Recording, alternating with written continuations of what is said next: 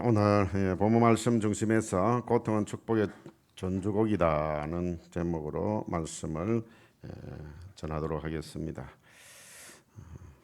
지금 우리는 참으로 힘든 시간들을 보내고 있습니다. 고통의 연속이라고 할 수 있습니다. 어떤 분들은 전쟁이 일어나지는 않을까 걱정하는 사람, 크게는 그렇고 적게는 자신하고 있는 사업 직장 생업터에 어려움이 있으니까 그것도 고통이고, 여러 가지 이런저런 경제적, 정신적 고통들을 겪고 있는, 또 육체적인 고통들을 겪고 있는 이런 시대를 살아가고 있습니다. 그 모든 고통이 성도가 당하는 고통, 어떻게 반응하느냐에 따라서 그 고통은 축복의 전주곡이 된다는 것을 꼭 기억하시고, 오늘 이 말씀을 중심으로 함께 은혜 나누도록 하겠습니다. 1절 말씀, 우리 15장이니까 바로 앞에 있는 1절 말씀 같이 한번 읽도록 하겠습니다. 이때에 모세와 이스라엘 자손이 이 노래로 여호와께 노래하니 일러서되 내가 여호와를 찬송하리니 그는 높고 영화로우시며 말과 그 탄 자를 바다에 던지셨음이로다. 지금은 이스라엘 백성들이 홍해를 갈라주셔서 이제 무사히 홍해를 건너고 나서 이렇게 찬양을 하는 것입니다. 20절 함께 읽겠습니다. 20절 시작. 아론이 누이 선지자 미리암이 손에 소고를 잡으며 모든 여인도 그를 따라 나오며 소고를 잡고 춤추니. 그래서 지금 애국의 막강한 군대가 홍해의 물속에 다 수장이 되어서 버리고 난 이후에 이 백성들이 노래하고 춤추고 있는 장면이 바로 여기까지입니다. 우리 오늘 말씀을 살펴볼 앞부분입니다. 그래서 이제 오늘 우리가 살펴볼 말씀 첫 번째 부분 22절에서 24절 말씀을 우리 같이 합독을 하겠습니다. 모세가 홍해에서 이스라엘을 인도하며 그들이 나와서 수르 광야로 들어가서 거기서 사흘 길을 걸었으나 물을 얻지 못하고 마라에 이르렀더니 그곳 물이 솟아 마시지 못하겠으므로 그 이름을 마라라 하였더라. 백성이 모세에게 원망하여 이르되 우리가 무엇을 마실까 하매. 이스라엘이 이제 홍해를 건너고 거기에서 찬양을 하고 춤을 추면서 기뻐하는 거기에서 이제 수르 광야 길을 가게 되어집니다. 바로 바다를 건너고 나면은 광야입니다. 광야. 이 수르 광야 길을 가게 되는데 사흘 길을 걸어갔는데도 물을 얻지 못했다. 뭐 그냥 한참 잠을 푹 자고 나서 또 조금 가고 그런 것이 아니라 60km를 걸어갑니다. 물을 찾아서. 여러분 빠른 걸음으로 가겠죠. 그러니까 얼마나 더 목이 더 마르겠습니까?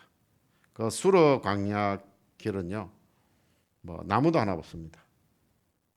햇빛이 내리쬐고요. 온도가 30도, 40도. 제가 갔을 때도 40도를 오르락내리락 했습니다.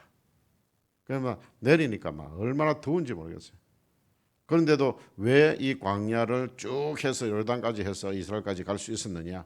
에어컨이 빵빵 나오는 버스를 타고 갔기 때문에 그렇습니다. 만약에 이 60km를요 걸어서 여행을 했다 그러면 아마 이 자리에 제가 서 있을 수도 없을 수도 있습니다. 참으로 힘든 길을 걸어갔는데 물을 얻지 못했는데 사흘 만에 물을 발견했어요. 그래서 그 물을 허겁지겁 하고 먹어 입에 딱 대니까 어떤 물입니까? 쓴물입니다. 그래서 이 마라, 고통, 쓴물 이런 뜻의 마라라고 이름을 지을 수밖에 없었어요. 그래서 그때에는 이제 찬송, 기쁨 다 사라져 버렸습니다. 60km를 걸어오는 동안에요. 그 앞에 그 홍해길을 하나님이 갈라주시고 거기에서 애국 군대들이 수양되어지는, 안 그러면 홍해 건너기 전에 다 죽었겠지요. 자기 생명이 목숨을 건져주신 하나님 온데간데 없이 원망을 하기로 시작합니다. 그래서 마지막 부분에 모세에게 원망하여 이르되 우리가 무엇을 마실까? 모세에게 원망한다는 것은 하나님께 원망하는 것입니다. 여러분, 이렇게 인생은 고통의 연속입니다. 잠시 잠깐의 기쁨이 있는 것 같아도 또 고통이 찾아옵니다.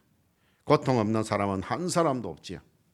크고 작은 고통들을 다 가지고 있는데 중요한 것은 그 고통이 찾아올 때 그 고통의 의미를 바로 알아야 한다는 것입니다.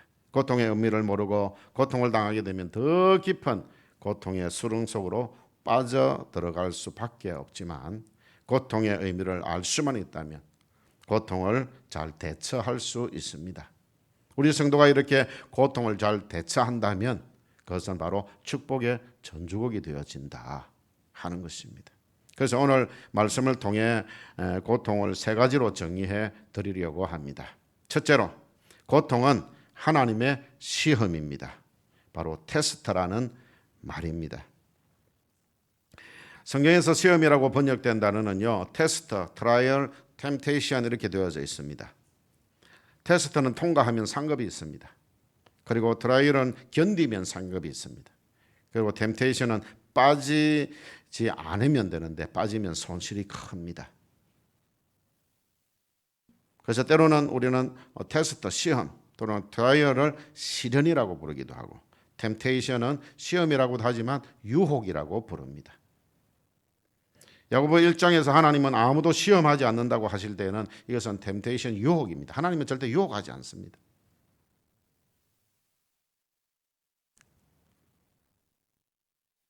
이 템테이션, 유혹은요, 인생을 파괴시키는 그런 의도를 가지고 접근하는 것이기 때문에 사탄의 도구이지 하나님의 도구는 아닙니다. 그러나 하나님은 학교에서 시험을 치듯이 교육적인 의도로 우리의 신앙을 테스트할 때가 있다는 것입니다. 그 테스트만 잘 통과하고 나면 하나님께서 은혜를 베푸시는데, 25절 말씀을 우리 같이 읽겠습니다. 25절 시작. 모세가 여호와께 부르짖었더니 여호와께서 그에게 한 나무를 가리키시니 그가 물에 던지니 물이 달게 되었더라. 거기서 여호와께서 그들을 위하여 법도와 율례를 정하시고 그들을 시험하실세 그랬습니다.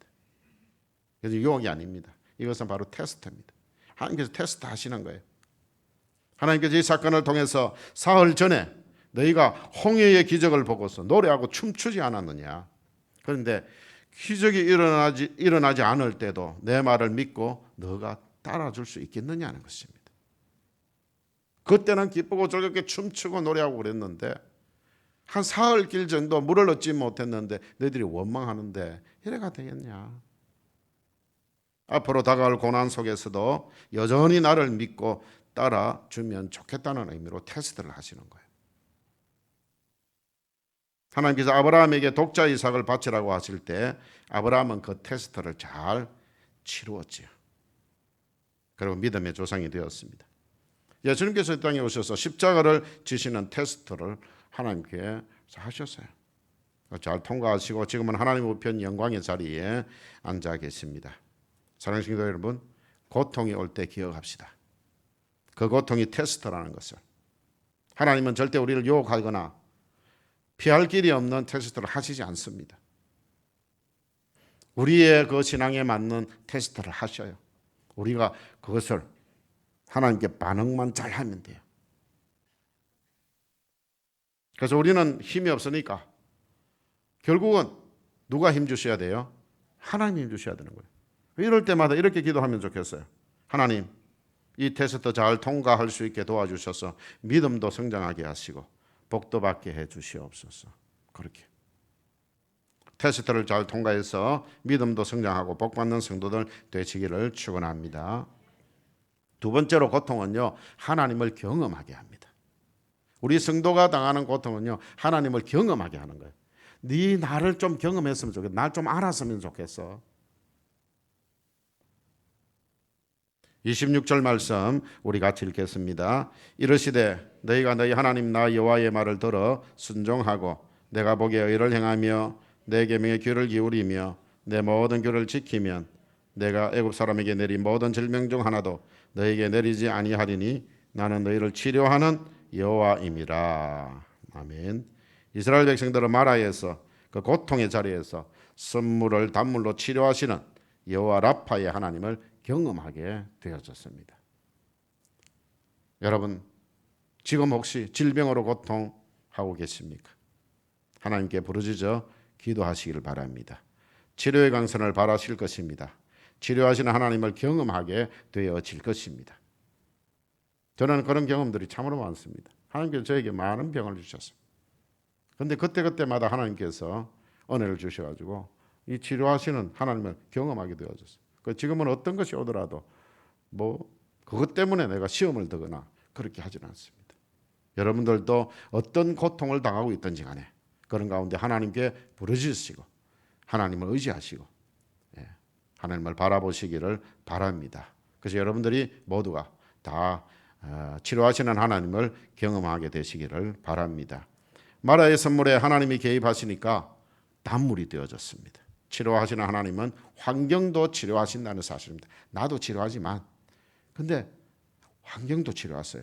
병든 가정, 고통당하는 가정, 갈등하는 가정도 치료하십니다. 교회도 치료하시고 사회도 치료하시고 국가도 치료하십니다.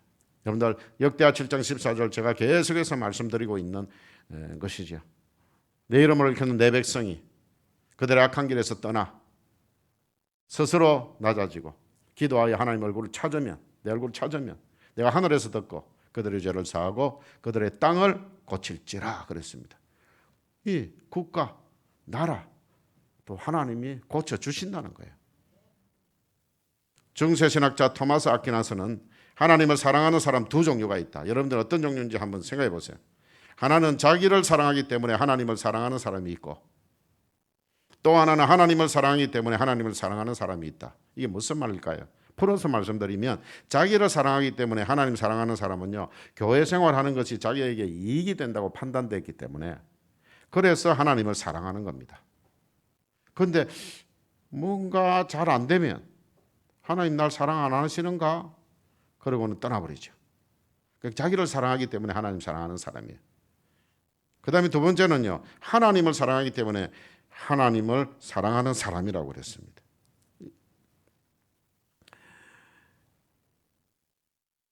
이 부분을 말씀드리기 전에 이거 한 번 더 생각해 보겠습니다. 먼저 여기로 나아가기 전에 우리가 정말 가만히 생각해 보면 우리 신앙생활 출발이 어쩌면 이런 동기로 시작되었을지도 모릅니다. 나를 사랑하기 때문에 하나님을 사랑했을 수도 있습니다. 내가 뭔가 유익이 때문에 교회를 나왔고 하나님 사랑합니다 그렇게 했는데 그런데 여러분들 그 자체가 나쁜 것은 아닙니다. 어쨌든 교회로 발걸음을 옮겼으니까 그것은 좋은 일입니다. 문제는 내 신앙이 아직도 이 차원에 머물러 있어서는 안 된다는 것입니다. 처음에는 그렇게 시작했더라도 이제는 달라져야 한다는 겁니다. 내 길을 예비하시는 여호와 이레의 하나님도 경험하고 내게 평화 주시는 여호와 샬롬의 하나님도 경험하고 내게 승리 주시는 여호와 니시의 하나님도 경험하고 또 나를 치료하시는 여호와 라파의 하나님을 경험하고 그래야 하고 나서는 하나님이 너무 좋아진 거예요. 이제 하나님을 경험하게 되니까 너무 좋아져 가지고 하나님 지금은요 제가 하나님을 너무 사랑합니다. 아무 이유 없습니다. 하나님이 좋습니다. 이렇게 하나님이 너무 좋았어. 너무 사랑했어. 하나님을 뜨겁게 사랑하시기를 바랍니다. 그랬어요. 사람 바라보지 말고 환경 바라보지 말고 오직 내가 경험한 그 예수, 그 하나님 말씀을 통하여 나에게 다가오셨던 그 하나님 그리고 내 삶 속에서 나를 치료하신 그 하나님 그 하나님 때문에 하나님을 뜨겁게 사랑하는 저와 여러분 되시기를 축원합니다. 세 번째로 고통은 축복의 전주곡입니다. 오늘 제목처럼 성도가 당하는 고통은 축복의 전주곡이라는 것입니다. 우리가 하나님 자녀답게 하나님의 백성답게 제대로 이 고통에 반응을 한다면 우리가 경험하는 대부분의 고통 그 고통은 고통 그 자체로 끝나지 아니하고 축복을 경험하게 합니다. 지금 마라의 선물 앞에서 지도자 모세는 어떻게 반응하고 있습니까? 하나님께 기도합니다. 그랬더니 썬물이 단물로 변했습니다. 여러분, 하나님 백성이 당하는 고통은 축복을 경험할 수 있는 통로입니다. 여러분들의 고통이요. 하나님의 은혜와 하나님의 복을 경험할 수 있는 통로라는 것입니다. 그 고통 그 자체는 분명히 아픔인데도 불구하고 하나님 자녀가 당하는 고통은 축복의 전주곡이다 하는 것입니다. 27절 말씀, 마지막으로 27절 말씀 함께 읽겠습니다. 그들이 엘림에 이르니 거기 물샘 12과 종려나무 70 있는지라 거기서 그들이 물 곁에 장막을 치니라. 고통의 장소 마라를 지나서 엘림에 가면 물샘이 12개, 종려나무가 70그루가 있습니다. 여러분들 물이 얼마나 귀하면 오아시스, 사막 속에 오아시스 그 12개나 있습니다. 그 다음에 종려나무가 70그루가 있어요. 종려나무는 굉장히 잎사귀가 무성하고 또 옆으로 쭉 뻗어져 있기 때문에 그 안에 들어가서 쉴 공간이 참 많습니다. 그리고 수로 광야는요, 습도가 없습니다. 수로 광야는 건조한 땅입니다. 그래서 소위 말하는 지열이 없습니다. 지열, 땅에서 올라오는 지열이 없어요. 그냥 그 뜨거운 햇빛은 땅이 흡수해 버립니다. 그래서 저기서 시원한 그 그늘에만 들어가면은요, 그냥 시원합니다. 옆에서 뜨거우냐 안 뜨거우냐 그건 느낄 수가 없어요. 나가야 느낄 수 있습니다. 우리는 이 습도가 많아가지고 그 그늘에 들어가 있어도 저기서 뜨거운 것이 여기 오지요. 우리 피부로 오지 않습니까? 옆에 뜨거운 막 햇빛이 내리쬐면은요, 그늘에 들어가 있어도 뜨겁습니다. 바람이 불면 그 뜨거운 바람이 와버리지요. 그래서 에어컨을 틀지 않습니까? 그런데 거기에는 그러지 않습니다. 그 시원한 그 밑에 들어가면 그냥 시원합니다. 저희들이 차에서 내려가지고 그 물샘 있는 마라에 가서 그 마라에 처음에 가서도 그쪽에도 나무가 몇 그루 있었어요. 그 밑에 들어가는 게 시원해요. 엘림에 가니까 거기 또 종려나무 밑에 들어가니까 시원한 거예요. 그게 70그루가 있었다 하는 겁니다. 엘림까지는 11km인데 마라에서 11km 저 건너편에 하나님이 준비하신 엘림 풍성한 오아시스가 있었습니다. 그런데 지금 마라에서 이스라엘 백성들이 왜 고통스러워하고 있습니까? 왜 그럴까요? 엘림이 보이지 않아서 그렇죠. 엘림이 보이지 않아서 그렇습니다. 우리는 성경을 통해서 이미 마라에서 11km를 가면 엘림이 있다는 거 압니다. 그런데 그들은 몰라요. 그런데 이리로 가면 엘림이 있지만 저기로 가버리면 엘림이 없습니다. 보이지 않습니다. 그래서 내일이 없는 것 같고 희망이 없는 것 같고 미래가 없는 것 같기 때문에 그렇게 힘들어하고 있는 거예요. 그런데 사랑하는 성도 여러분, 우리 성도들 앞에는 하나님이 예비하신 엘림이 분명히 존재합니다. 여러분들 믿으시길 바랍니다. 여러분들 지금 보이지 않아도 하나님은 우리의 길을 예비하시는 또한 여호와 이레의 하나님이십니다. 하나님께서 우리를 위해 예비하신 축복의 땅 엘림의 존재를 믿으시길 바랍니다. 엘림의 존재를 믿는다면 그 어떤 고통도 고난도 아픔도 슬픔도 견딜 수 있지요. 조금만 견디면 거기에 엘림이 있으니까요. 이 엘림은 천국을 상징합니다. 사랑하는 여러분, 우리 이 땅에 아무리 고통스러워도 이 땅에서 우리가 70년 이제는 뭐 벌써 다 이제 벌써 20살 다 넘었잖아요. 예? 복음부터 시작해가지고 다 20살 넘어버렸어요. 제가 왔을 때는 10살 정도 되었어요. 10살도 안 됐을 수도 있겠는데. 근데 벌써 그랬습니다. 근데 여러분들, 이제 이 땅에 우리가 남아있는 날들이 얼마나 될지 모르겠지만 그러나 이 땅에 어떤 고통이 있더라도 우리는 이 고통의 땅을 지나고 나면 우리에게는 바로 엘림이라는 천국이 우리에게 있다는 사실입니다. 그런 고통도 견딜 수 있는 거죠. 아브라함에게 이삭을 바치라는 하실 때에도 이삭 대신에 무엇을 준비해 두셔서요? 순양을 준비해 두셨잖아요. 하나님 이렇게 우리 성도들 앞에서는 늘 준비해 두십니다. 예수님 십자가 저 너머에 하나님 우편 영광의 자리를 준비해 두셨죠. 여러분 앞에 하나님이 엄청난 것들을 준비해 두고 계십니다. 근데 하나님은 저의 하나님도 되지만 여러분 각자의 하나님이십니다. 저 사람의 하나님이 아니에요. 나의 하나님인 거예요. 나의 하나님. 나의 하나님은 내 앞에 그 모든 엘림을 다 준비해 두고 계신다는 겁니다. 이 고통은 테스트입니다. 우리가 정말 이 테스트를 견디고 나면 어떤 고난도 어떤 경우가 와도 견딜 수 있는. 지난 수요일 날 목사님 신승용 박사님 예를 들었는데 천국에 가가지고 제일 좋은 방에는 누가 있다 했습니까? 누가 있다 합니까? 순교자들이 있다 그랬죠. 맞습니까? 내가 그래도 순교자들이 있다. 여러분들 순교하는 게요, 이 굉장합니다. 그러니까 여러분들 순교를 당하면 바로 어디로 갑니까? 바로 천국 제일 좋은 방으로 간다 그 말. 이거는 제가 성경은 아닙니다. 그분의 경험이라서 그렇게 하는데 어쨌든 여러분이 아무리 고통스러운 일을 만날지라도 그 고통은 축복의 전주곡임을 믿고 하나님께서 예배해 두신 축복의 땅 엘림을 향해 저 천국을 향해 힘차게 전진하시기를 축원합니다.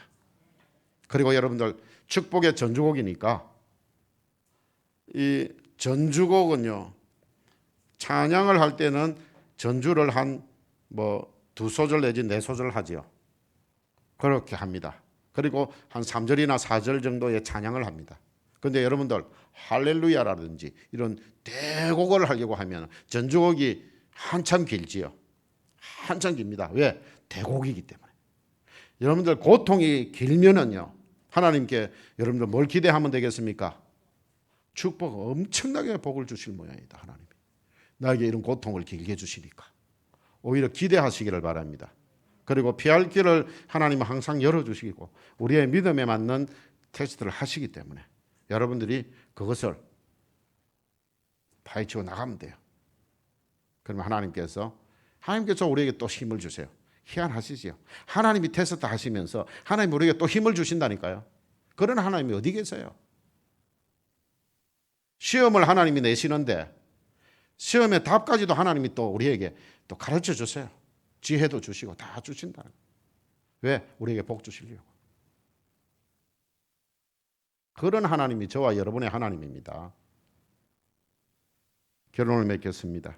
지금 겪고 있는 고통 속에서 하나님을 만날 수만 있다면, 하나님을 경험할 수만 있다면 어떤 고통도 극복할 수 있습니다. 고통의 땅 마라에서 벌떡 일어나서 저 너머 축복의 땅 엘림을 향해 찬양하며 춤추며 힘차게 전진하시기를 축원합니다. 이 시간 우리 또 곡조 있는 기도를 드려보십시다. 아까 우리 찬양으로 동영상으로 우리 함께 은혜를 받았듯이 주님 손잡고 일어서세요. 서로에게 좀 힘이 되었으면 좋겠어요. 나 자신을 향해서도 그래 해야 되겠지만 그 다음에 여기 계시는 여러분 모두가요. 그 상대방을 통해서 나는 나 자신만 그렇게 복을 주면 그거밖에 안 되지요. 근데 여기 계시는 분들이 전부 각자 여기 계시는 분들 다 이렇게 준다면은요. 여기에 90명이면 여러분들이 90명으로부터 복을 받는 거예요. 나 혼자만을 위해서 하면 하나밖에 안 돼요. 이 시간에 우리 여기 계시는 분들 주님 손잡고 일어서시고 그리고 힘을 내시고 남은 평생 주님과 함께 저 엘림을 향해 천국을 향해 힘차게 가자고 이렇게 우리 곡조 있는 찬양을 기도를 드리도록 하겠습니다.